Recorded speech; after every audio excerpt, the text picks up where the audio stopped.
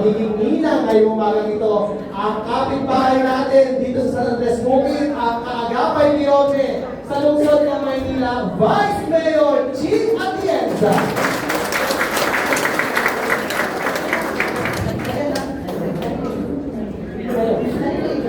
Good morning! Bago po ang lahat, gusto po magpasalamat sa ating birthday coordinator na siyang gumawa ng paraan para dito si Pluto, Rotary Club, at of course ang ating napadaling na alcalde na si Yormes po, Maraming Puso.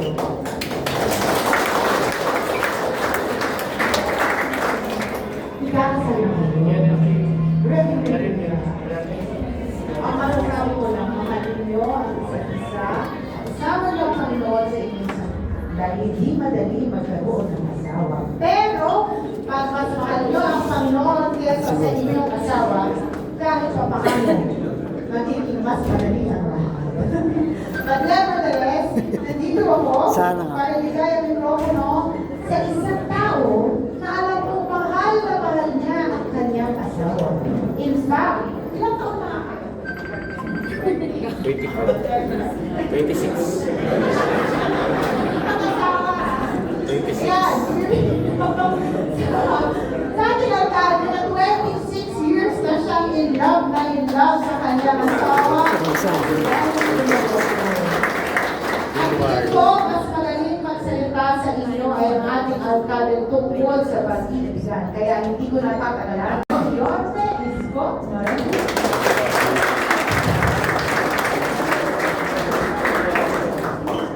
Morning. Sigurado na po kayo? Huwag na lang. Mukhang marami sa inyo dito, matagal na nagsama. But I'm happy and honored to solemnize this.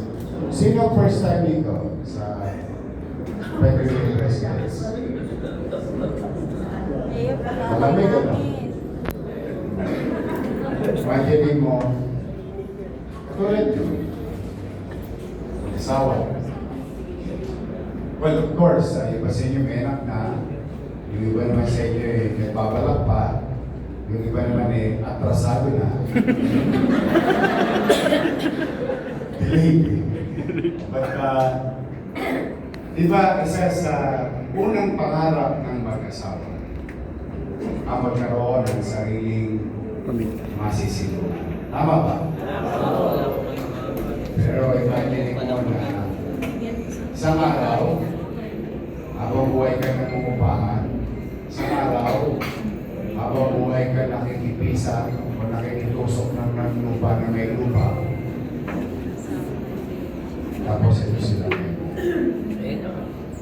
may swimming pool ba? Sabihin, kapag ang pamahalaan o gobyerno talagang pinusuan or nag-focus at ipinagmalasakit ang kanyang mamamayan, kapag tugustusin niya na ang pananalapi ng bayan, ay nasa maayos na paraan, may mamurutahan panghabang buhay na kapakinabangan sa kanyang nasasabi. day. We are not only witnessing an important day para sa inyong lahat, but also the lives, families, nagbago ang buhay dahil sa in-city vertical housing program.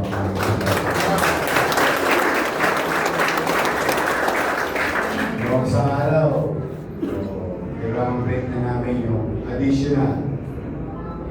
Pinundungin yung 2. Kasi natali ko rin pinundungin yung 2. Ayun, literal yun, 100%. Yung nasa loob nun, mga nasa squatter doon sa San Nicolas. And hopefully, the next batch of squatters, nakatulad ko, sila na natin. Pero pumanatag kayo, kapag tinataak yung buhay pagkasawa, hanggat nandito ko, hanggat kaya ko, hanggat may available resources, hindi ako titigil magpalawa ng tahanan o bahay. Wala lang, pareho natin naabutin lahat yun. But one thing is for sure, hindi siya ihinto hanggat nandito ko na pinagkakatiwalaan sa mama. Of course, may bahay na. Hindi ko naman alam kung paano kayo papayuan o ang mga sobra-sobra na edad nyo sa pagpapakasal.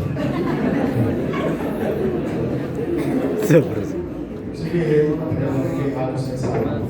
But you know, it's a very important milestone sa pagsasama ng dalawa.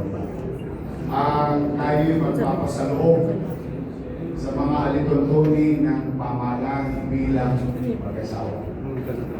And I'm very happy that an organization like Lord Rotary, papakan natin ng Rotary. Nandiyan ang ating kusya sa Oma. Tapos dito,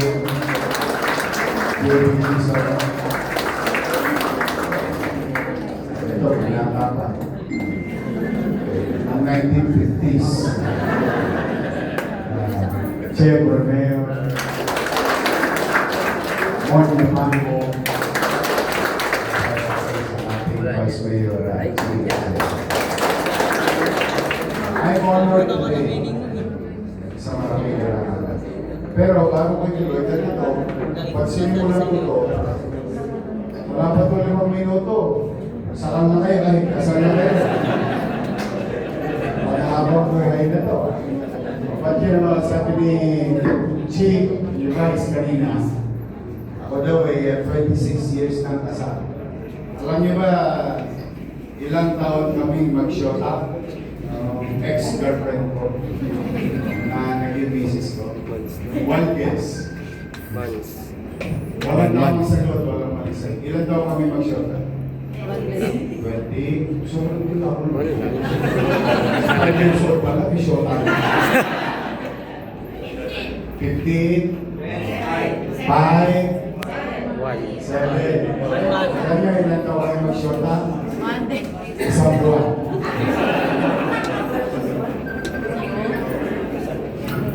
After 1 month, nung sinagot na ako, at saka siya ang pinakamahaba kong niligawan. 30 days ko niligawan eh. Nagpapirap ako eh. Usually, niligawan ko yung mga babies. Babies. Nagaling 1 week. Shooting ko na. Pero ito, 30 days ako pinirapan. After 30 days, sinagot ako. 1 month kami mag-shota. Tapos nagpakasal na kami. And that was 26 years. Yun ba't naman gano'n? Masyadong risky. Tama naman. 2 different genetics, style, life, habits, character, puro magkakaiba. Gusto niya sabihin ko yung sikreto? May sikreto yan.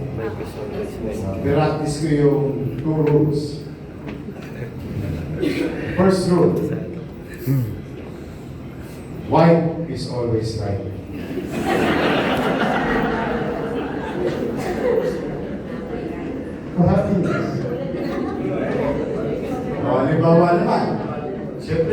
babae, hindi naman laging tama. Tama naman, di ba? So, wife is always right. What is the second rule? The second rule is, if you think your wife is wrong, refer to rule number 1. Happy wife. Namin naman. Walang away, hindi maiiwalay ang dekolor sa puti. Meron nasa loob ng kulong mo, may outside ng kulong mo. Meron nasa papag, meron nasa kapag. Kaya ano wala kang gusto But marriage is not there is no playbook. Walang naitala sa mga nasusulat kung paano maging perfect ang isang pagsasama. Wala talaga. The end of the day, boils down to both of you. Kayo lang. Hindi yung biyanan nyo. Hindi yung mga kamag-anak ng asawa nyo. Hindi mga kapatid nyo. Kayo lang ang mag-ayos. At saka huwag kayo maglalaba sa labas ng bahay nyo. Kasi makikita nila lahat. Pagdating ng araw, napapakialaman pa ang pagsasama. Kaya kung gusto nyo maglaban ng damit, sa loob na lang ng bahay ninyo. Huwag nyo mahayaan na manghimasok ng ibang tao. Because at the end of the day, pag iklog ng araw, sino nasa tabi mo?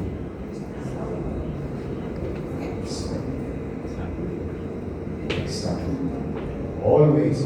Whether you're a man or a woman, at the end of the day, ang katabi mo, asawa mo. Katanin nyo ako ngayon. Anong tawag yun?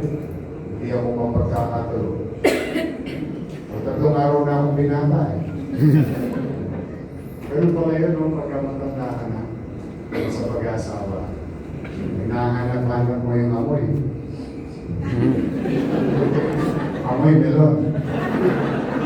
Melon amoy. Nag-ising ako ng katawan. Kaya balisang-balisa ako sa pagising-gising ako. But it may sound funny, but somewhere along the way, there is truth behind it. At something like that. But for now, let's go on. Baka magbago pa. Ating Rotary. Thank you very much. Anniversary yan. Okay? Let's start. But this always like that. Tayo lahat.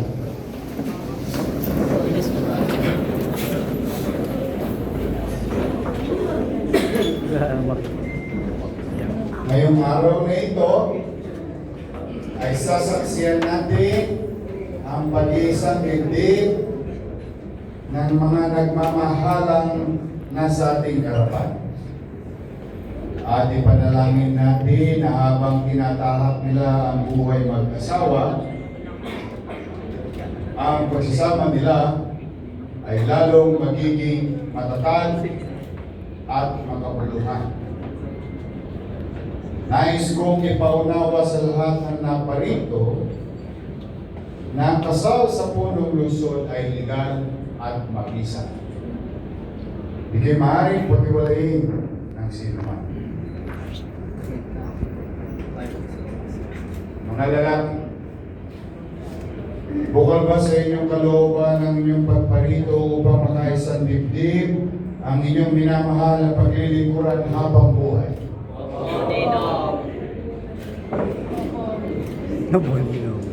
Mga babae,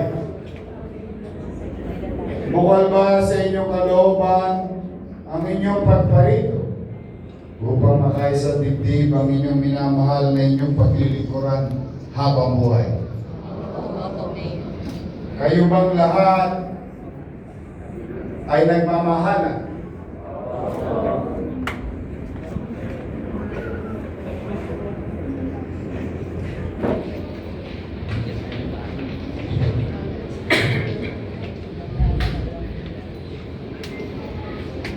Ang maging kabiyak ng puso ang inyong nasa tabi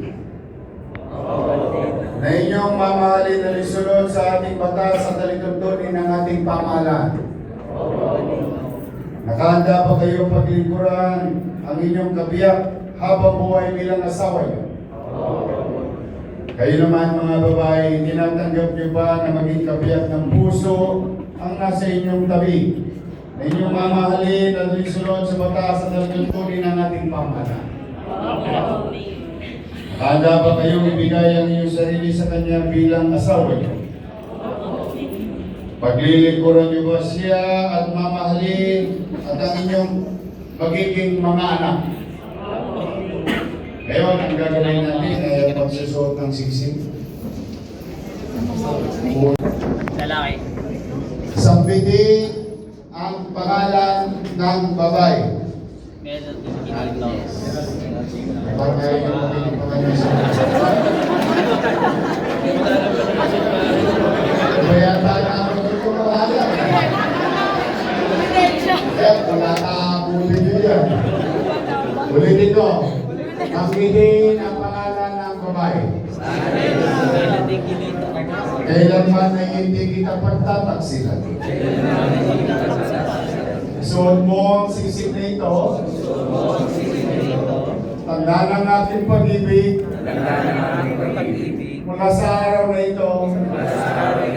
Hanggang magpakailanman. Suot na. Para ngayon yung supayan.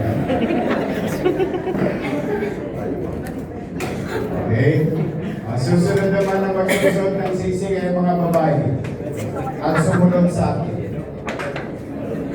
Titignan natin kung mas excited ang babae. Sabay-sabay maghitin ang pangalan ng lalaki. Kailan may hindi kita pagtataksin? Isuot mo ang sisig na ito. Tanda ng aking pag-ibig.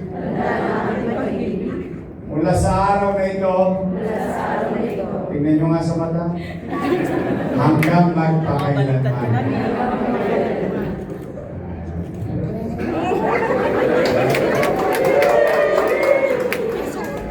Okay. Nagtumaran sa akin. Accept sila. At sila pa. Nanapa ito. Ay aking pinapayag at ikinakasal. Ngayon, kayo ay legal at ganap ng mag-asawa.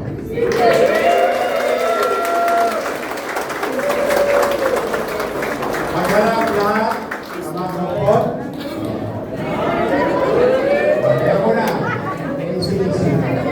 Easy.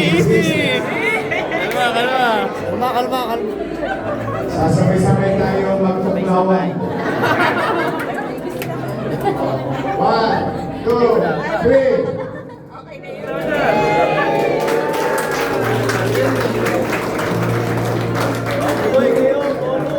Congratulations. Palakpakan natin.